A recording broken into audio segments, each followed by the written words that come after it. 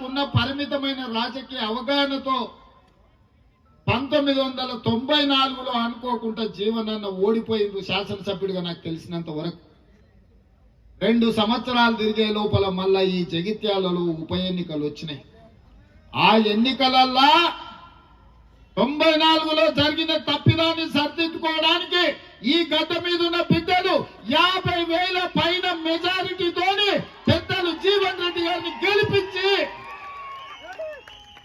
శాసనసభకు పంపిస్తే ఆనాడు 26 మంది శాసనసభ్యులతోని ప్రజా సమస్యల మీద అక్కడ ఉన్న ప్రభుత్వాన్ని గడగడలాడిపించి మీ ఆత్మ గౌరవాన్ని నిలబెట్టి ఈ తెలంగాణ ప్రజల కోసం కొట్లాడిన నాయకుడు జీవన్ రెడ్డి.